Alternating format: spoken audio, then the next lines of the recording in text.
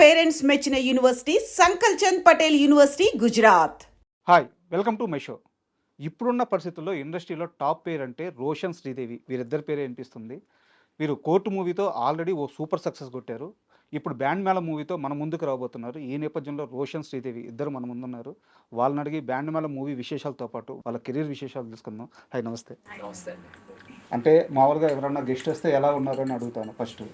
మీ ఇద్దరిని అడగాల్సిన అవసరం లేదు. చాలా ఎనర్జీగా సూపర్గా ఉన్నారు. Thank you. తాత ఓ మామూలు డ్రైవర్, గవర్నమెంట్ కార్యాలయంలో ఒక డ్రైవర్. మీ తాతగారు మస్తాన్, ఓ ఎస్, కరెక్టా? కరెక్ట్ అండి. మీ నాన్నగారు ఒక చిన్న వైద్యుడు ఊర్లో. వైజాగ్ ఏజెన్సీ ప్రాంతం, కోనవరం. కోనవరం. తాతగారు is right, is a government driver. నాన్నగారు is a private accountancy side accountant. Okay. Agency ప్రాంతం, చాలా రూరల్ ఏరియా. ఒకరోజు డిసైడ్ అయ్యారు, డాన్సర్గా కెరీర్ని మలుచుకోవాలనుకున్నారు, డ్యాన్స్ నేర్చుకున్నారు, హీరో అవ్వాలని ఒకరోజు డిసైడ్ అయ్యారు. మీకోసం మీ కుటుంబం మొత్తం బట్టలతో సహా ఇంటితో సహా మొత్తం సర్దుకొని మీ కెరీర్ని నిలబెట్టాలని హైదరాబాద్కి ఒట్టి చేతులతో పొట్ట చేత పట్టుకొని ఒకరోజు వచ్చేసారు. ఆ రోజు ఈ రేంజ్కి వస్తానన్న ధైర్యం మీకుందా? It's very special question. అయ్యో,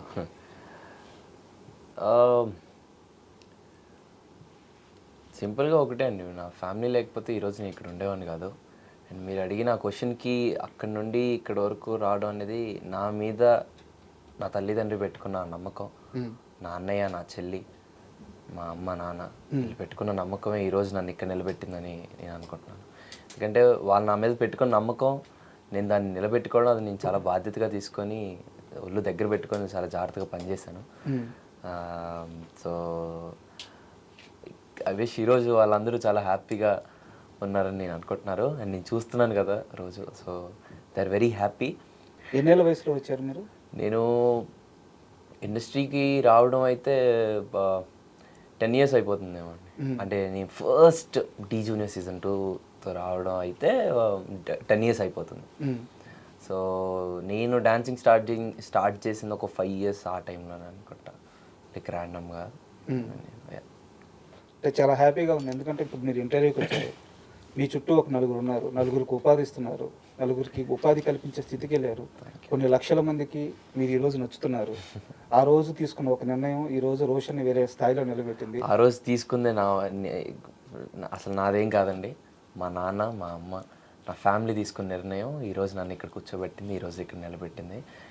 యా, థ్యాంక్ యూ. అండ్ మీకు కాకినాడ లాంటి ఒక టౌన్, ఒక ఆడపిల్ల అంటే స్కూల్కి వెళ్ళాలి, కాలేజీకి వెళ్ళాలి, ఎత్తిన తల దించకూడదు.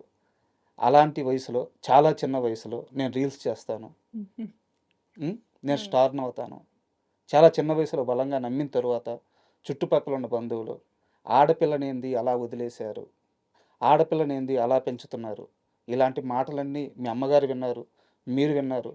అన్నిటిని దాటుకొని సోషల్ మీడియాలో ఒక స్టార్ అయ్యారు. ఈరోజు ఇలా ఒక స్టార్ హీరోయిన్గా నా ముందు కూర్చున్నారు. సో ఈ జర్నీ అంతా ఒక్కసారి వెనక్కి వెళ్తే ఏమనిపిస్తుంది? అంటే మమ్మీ చాలా సపోర్టివ్. నాకంటే ఎక్కువ మమ్మీకి నేను హీరోయిన్ అంటే అలా సిల్వర్ స్క్రీన్ మీద చూసుకోవాలని మమ్మీకి. మా ఫ్యామిలీ సైడ్ అంతా వాళ్ళు ఎందుకు అలాగా రీల్స్ దాన్ని చదివించు మంచిగా, అంటే నేను చదువుకుంటున్నప్పుడే చేసేదాన్ని, అంటే ఫ్రీ టైం ఉన్నప్పుడే చేసేదాన్ని, బట్ ఎందుకు రీల్స్ అవన్నీ ఆపించేసే అన్న మమ్మీ అసలు ఎప్పుడు వినలేదు. శ్రీదేవి అంటున్నట్లే స్టార్టింగ్లో అసలు మా నాన్నకి నా మీద ఎలా నమ్మకం ఎలా ఉండిందో అసలు నాకు తెలీదు. ఆబ్వియస్లీ ఏం బ్యాక్గ్రౌండ్ లేకుండా ఇండస్ట్రీ అంటే చాలా చాలా కష్టం. యూనో ఎన్ని ఆఫీస్లు, ఎన్ని ఆడిషన్లు, ఎన్నో, అంటే అందరూ అంటూ ఉంటారు సక్సెస్ ఇలా మంచి మంచి సినిమాలు చేశాడు, కోర్ట్ అని మంచి సినిమా దొరికింది అనుకుంటారు.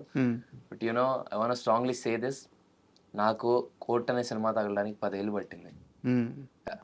రాత్రికి వచ్చిన సక్సెస్ కాదు, యూనో 10 years పట్టింది నాకు ఆ రోజు తగలడం. March 14th 2025 March 14th అనే ఆ ఒక్క ఫ్రైడే నాకు రావడానికి నాకు 10 years పట్టింది. ఇది నాకు తెలిసి నేను ఎప్పుడు ఎక్కడ ఎవరికి చెప్పలేదు. యా, నాకు March 14th 10 years పట్టిందండి నేను అక్కడి వరకు రావడానికి. క్వశ్చన్ యాక్చువల్గా ఈ సక్సెస్ అంటే మీరు అన్నట్టు చాలామంది రాత్రికి స్టార్ అయిపోయాడు ఇలా అనుకోవచ్చు.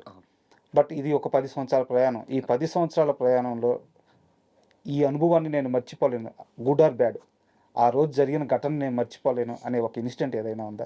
పర్టికులర్‌గా నేను ఎందుకు అడుగుతున్నానంటే, ఇప్పుడు నీ ఏజ్ గ్రూప్‌లో ఉన్నవాళ్ళు మంచైనా, చెడైనా షేర్ చేసుకుంటే చాలామందికి అది ఇన్‌స్పైర్ అవుద్ది. ఇన్స్పిరేషన్ అవుద్ది. సో, అందుకు అడుగుతున్నాను. ఫస్ట్ ఇండస్ట్రీలోకి రావడం అనేది ఒక రియాలిటీ షో ద్వారా జరిగిందండి. బట్ దాని ముందు అంటే ఇండస్ట్రీకి వచ్చిన దగ్గర నుంచి చెప్తున్నాను. బట్ దాని ముందు ఇంకా చాలా ఉండింది. హ్మ్. Start with industry. First step ఒక రియాలిటీ షోలో చేశాను. హ్మ్. బట్ దాంట్లో నాకు ఫస్ట్ హిట్ బ్యాక్ అయింది. హ్మ్. అందులో నుంచి ఫస్ట్ ఎలిమినేషన్ నేనే అయ్యాను హ్మ్. ఆ షోలో. అండ్ దెన్ నేను చాలా చిన్నపిల్లోడిని, ఏంటి ఎంతమందిలో నేను ఎలిమినేట్ అయిపోవడం ఏంటి అన్న ఒక ఫీలింగ్లో ఉన్నప్పుడు ఐ స్టిల్ రిమెంబర్ అన్నపూర్ణ స్టూడియోస్లో అలా డౌన్ దిక్కుంటూ వస్తున్నాను. మా నాన్న నాతో అన్న ఒక మాట, నీ కెరీర్ ఇప్పుడే స్టార్ట్ అయింది, నువ్వెందుకు ఇలా ఉన్నావు, చాలా లైఫ్ ఉందిరా, హ్మ్. విల్ గో ప్లేసెస్, హ్మ్. ఇదంతా పిచ్ లైట్, నీకు చాలా టాలెంట్ ఉంది, విల్ గో సమ్వేర్, అంత లైట్ తీసుకో, ఎటు వెళ్దాం అని చెప్పాను అన్నారు. హ్మ్. ఆ మాట నాకు ఇప్పటికీ బాగా గుర్తుంటుంది. అండ్ దాని తర్వాత కీప్ ఆన్ వర్కింగ్. నేను ఏది నా మనసుకు తీసుకున్నాను కాదండి. అంటే ఇప్పుడు నేను ఒక సినిమా చేస్తున్నాను అనుకోండి, అందులో వేరేవాడు ఏం చేస్తున్నాడు, ఇంకోటి ఏం చేస్తున్నాడు, అయ్యే నేను మనసులో తీసుకున్నాను కాదు. నాకు వచ్చింది నేను ఎంత బాగా పోర్ట్రే చేసుకున్నాను అనేది నేను ప్రతిసారి చూసుకునేవాడిని. సో దట్స్ హౌ నేను ఎన్ని సినిమాలు చేసుకున్నా, ఏది చేస్తున్నా నేను ఇదే ఫిలాసఫీతో వెళ్తూ ఉండేవాడిని. ఇంకా అలా ఎన్నో ఆడిషన్స్, హ్మ్. ఎన్నో ప్లేసెస్. నా కెరీర్ కోసం నాకేం కావాలో మా నాన్న నా వెనకాలే ఉంటూ నన్ను మొత్తం తిప్పారండి. ఈరోజు నేను ఇక్కడ కూర్చొని ఇంత హ్యాపీగా నేను వాళ్ళని చూసుకుంటూ ఉంటున్నాను అంటే దానికి కారణం మా నాన్న, సూపర్. ఫ్యామిలీ. సూపర్. అండ్ కాస్త ఇంటర్వ్యూ ఎమోషనల్ అయింది కాబట్టి Emotional మనం అంటే- శ్రీదేవి గురించి కాస్త ఫన్నీ విషయం తెలుసుకుందాం. ఎమోషనల్ అంటే ఫస్ట్ టైం అంటే నాకు ఇలా ఒక ఫ్యామిలీ సైడ్ నుండి అడగడం వాజ్ వెరీ స్పెషల్. ఇందాక శ్రీదేవి అంటుంది కదా, సో నన్ను ఇండస్ట్రీ వైపు తిప్పుతున్నప్పుడు మా నాన్న, మా ఫ్యామిలీలో చాలా మంది ఉండి మా డాడీకి కొడుకుల్ని పెంచడం రాదు వాడికి బా. అనేసి అన్న మాటలు కూడా ఉన్నాయి. Hmm. So from there to is very happy now. Hmm. నేను ఆ మనిషిని చూడగలుగుతున్నాను, ఆయన ఎంత హ్యాపీగా ఉన్నారో. హ్మ్. అండ్ మేము ఎప్పుడైనా ఎదురెదురుగా కూర్చొని ఏం మాట్లాడుకోం, కానీ మనసులో చాలా హ్యాపీ ఉంటుంది. అంటే ఈ ఒక మిడిల్ క్లాస్ ఫ్యామిలీలో ఉన్న ఈ సిచ్యువేషన్స్ చాలా ఉంటాయి. అండ్ అండ్ అదే చెప్తున్నాను ఇందాక, 10 ఏళ్ళ కష్టం రాత్రి అయిపోలేదు. అండ్ ఫీల్ నాన్న వెరీ కష్టం. Grateful and very happy. ఒకటే నమ్ముతానండి, మన కష్టాన్ని మనం నమ్ముకోవాలి అని నేనైతే బిలీవ్ చేస్తాను. సూపర్. మనల్ని మన కష్టాన్ని మనం నమ్ముకోవాలండి, అంతే. ఎక్కడికి తీసుకెళ్ళాలి, ఎలా వెళ్ళాలి అనేది ఆ యూనివర్స్ అలా డిసైడ్ చేస్తుంది, అంతే. సూపర్. కష్టాన్ని మనం నమ్ముకోవాలి, అంతే.